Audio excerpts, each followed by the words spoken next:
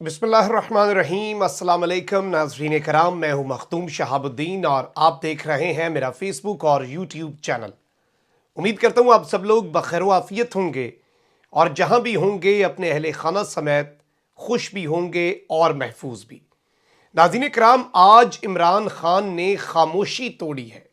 आज इमरान खान ने खुलकर बात की है और तमाम तर राजों पर से पर्दा हटा दिया है। बहुत बड़े बड़े इल्ज़ामात हैं, या फिर अगर ये कहा जाए कि एस्टैब्लिशमेंट पर इल्ज़ामात की बौछार है।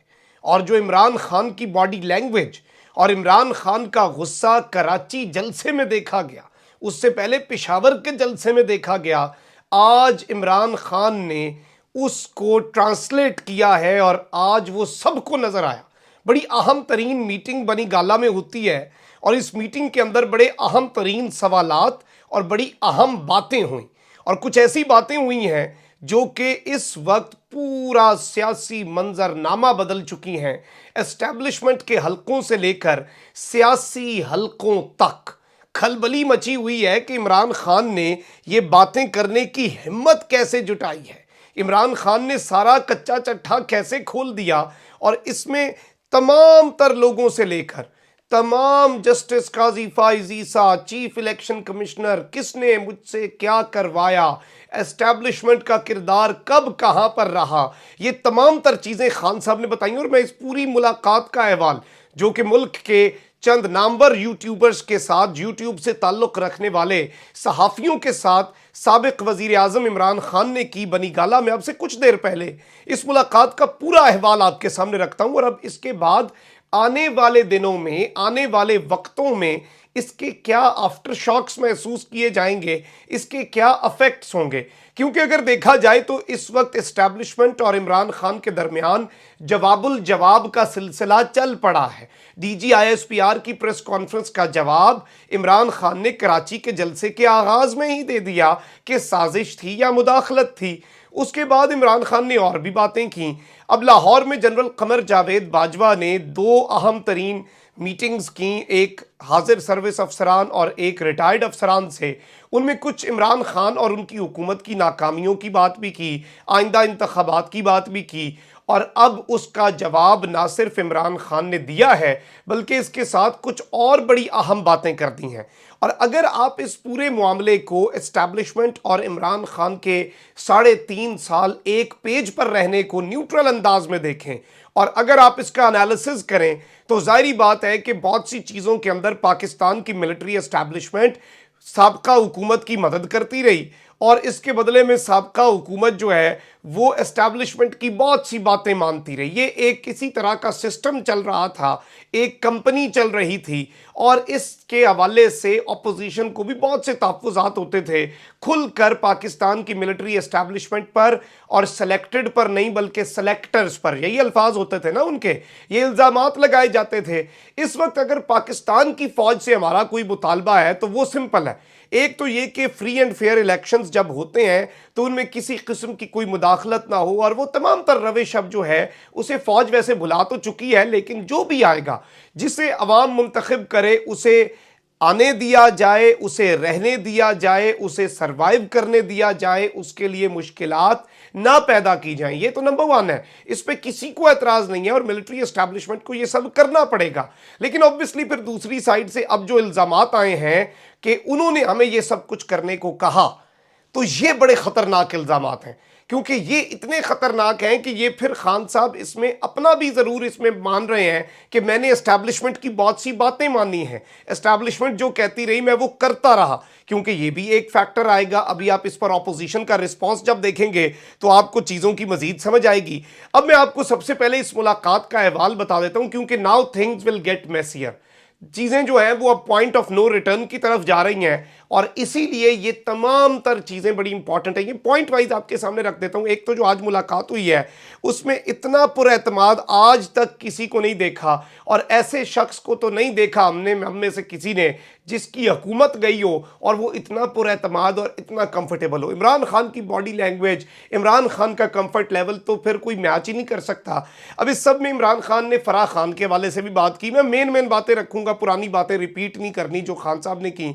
फराह खान खान जो है, जो कि बुशरा बीबी की सहेली है, उसके हवाले से खान साहब ने कहा कि इसके हवाले से अगर कोई सबूत है तो वो सामने लाया जाए। फिर इमरान खान वाहिद इस वक्त लीडर हैं जो मुझे क्यों निकाला नहीं, वो बता रहे हैं कि मैंने क्या गलतियां की, चाहे एस्टैब्लिशमेंट के साथ रवाबित और एस्टैब्लिशमेंट की बात मानना गलती थी, या फिर इमरान खान ने जो इलेक्शंस के अंदर गलतियां की, बैक टू बैक अपनी गलतियां मान रहे हैं। और मैं समझता हूं ये बड़ा पाना है। वैसे इत्तेहादियों को टिकट देकर सबक सीखा है कि इत्तेहादी नहीं होने चाहिए।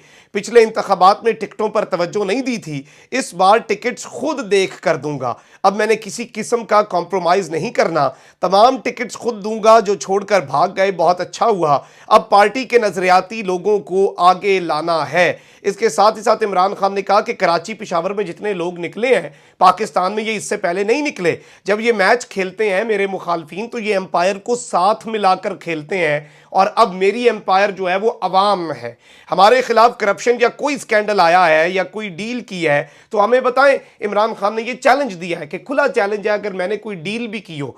अब इसमें जो सबसे इंपॉर्टेंट चीज इमरान खान ने की, इमरान खान ने कहा कि मेरे खिलाफ साजिश उस वक्त शुरू की गई, मेरे खिलाफ साजिशों के पहाड़ और साजिशों का धुआं उस वक्त मैंने उठता देखा जब चीजें ठीक हो रही थी, जब मुल्क ठीक हो रहा था। अब जनरल बाजवा ने कल जो बातें की उसमें बताया कि देखें जी, हमने तो मदद की लेजिस्लेशन के अंदर, हमने तो हुकूमत को सियासी तौर पर चलने में मदद की, लेकिन एक वज़राए आला जो थे पंजाब और केपी के, वो मसला था। दूसरा खान साहब की एरोगेंस का मसला था, ये भी मुबैना तौर पर उनके साथ बात कोर्ट की जा रही है कि वो MNAs MPs से मिलते नहीं थे, जिसकी वजह से अंदर ही अंदर एक लावा पक रहा था MPs MNAs के, जिसे एक्सप्लॉइट किया अपोजिशन ने।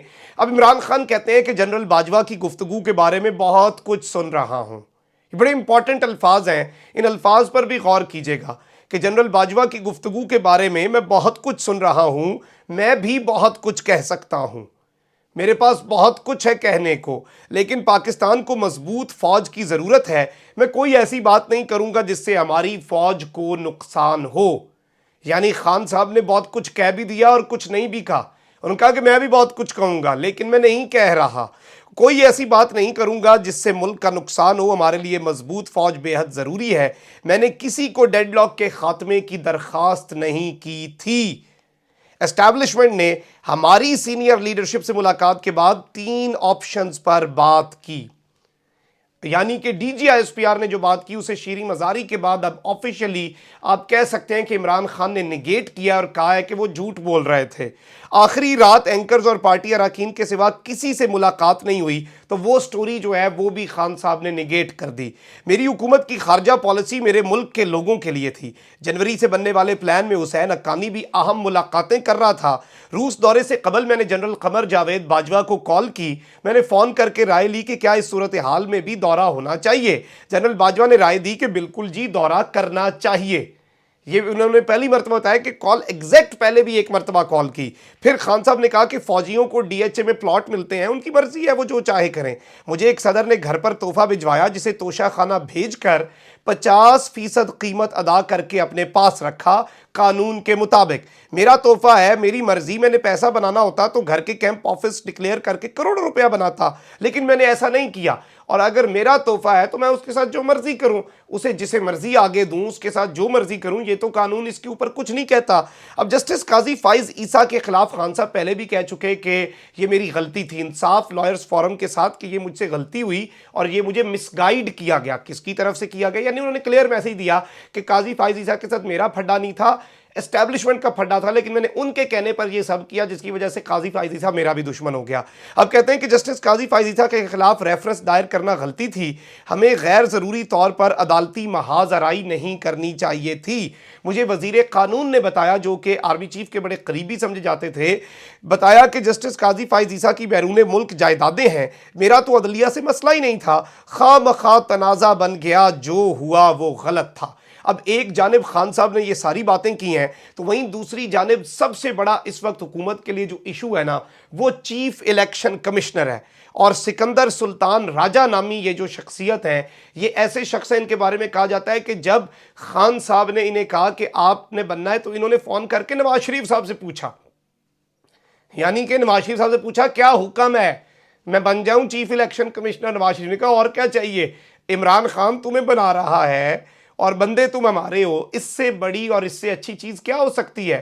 اب اس میں عمران خان نے ایک بہت بڑی ایلیگیشن لگائی ہے، کیونکہ دیکھیں الیکشن سپریم کورٹ نے کرانے تھے، انہوں نے الیکشن کمیشن کو بلایا تھا جس دن فیصلہ ہوا تھا، اور الیکشن کمیشن نے کہا ہم 7 مہینے میں الیکشن کرائیں گے، آلدو ان کی آئینی ذمہ داری ہے 30 مہینے میں الیکشن کرانا۔ سارا مسئلہ، سارا ایشو تو وہاں سے شروع ہوا۔